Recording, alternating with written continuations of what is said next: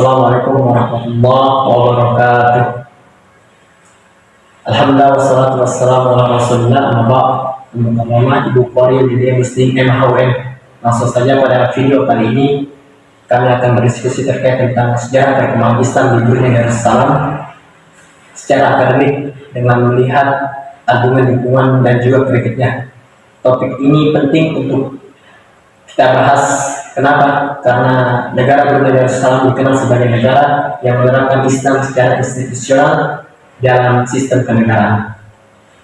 Nama saya Hafiz Rizky dengan NIM 2124169 dan nama saya Abdul Rasid dengan NIM 2124168. Assalamualaikum. Waalaikumsalam warahmatullahi wabarakatuh.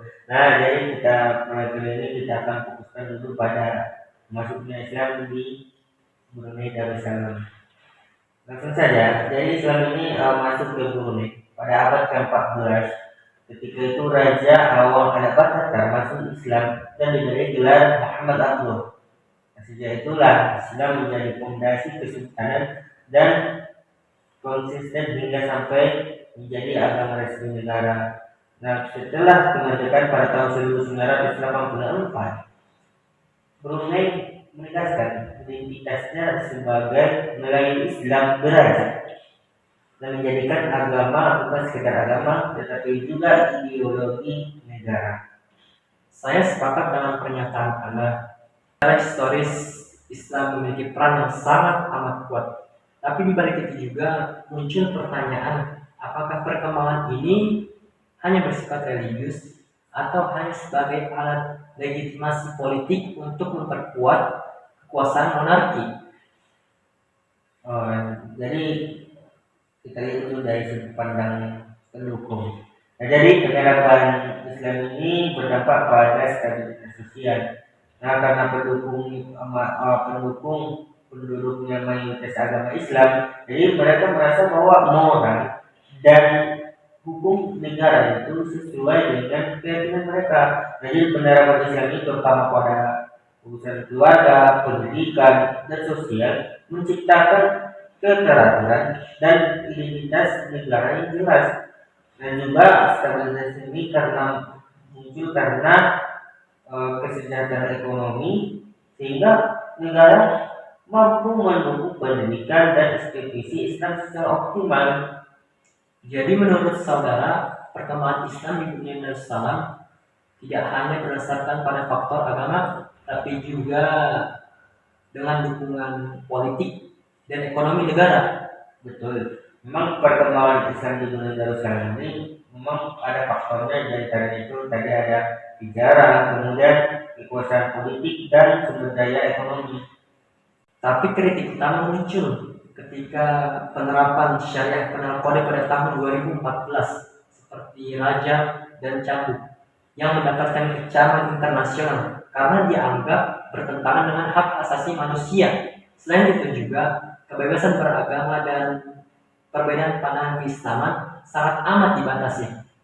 Dari hal tersebut timbul pertanyaan, apakah perkembangan ini memberi ruang bagi pluralisme baik bagi muslim maupun non-muslim yang berbeda dalam pandangan mereka? Memang kritikan saudara itu dilakukan dalam perspektif dalam hal global. Namun pemerintah Brunei menilai bahwa hukum negara ini sesuai dengan nilai Islam dan mayoritas rakyatnya. Internal mereka membatasi, penting untuk dibatasi karena untuk kestabilisan sosial dan kesehatan umat. Masalahnya, stabilitas yang dibangun dengan pembatasan bisa berakibat menekan hak warga negara. Dalam jangka panjang, ini bisa memicu ketegangan sosial meskipun tidak terlihat langsung, saudara.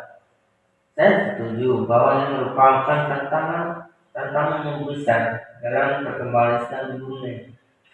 Secara akademik, memang perkembangan Islam ini sudah berhasil secara struktural, tetapi di sini timbul persoalan-persoalan etis dan hak sipil yang perlu ditindaklanjuti. Jadi secara keseluruhan, perkembangan Islam Brunei secara sistem negara, budaya, dan hukum negara. Tapi perkembangan ini juga, saudara, muncul kontroversi, terutama terkait hak asasi manusia dan juga pluralisme. Dengan demikian, perkembangan Islam di Brunei Darussalam menunjukkan perkembangan bahwa mereka mampu untuk membangun identitas nasional, Tetapi juga menyisakan persoalan-persoalan akademik dan sosial yang perlu kita kaji dan kita pahami secara kritis. Mungkin sekian yang dapat kami sampaikan. Terima kasih atas perhatiannya. Mohon maaf atas segala kesilapan. Wassalamualaikum warahmatullahi wabarakatuh.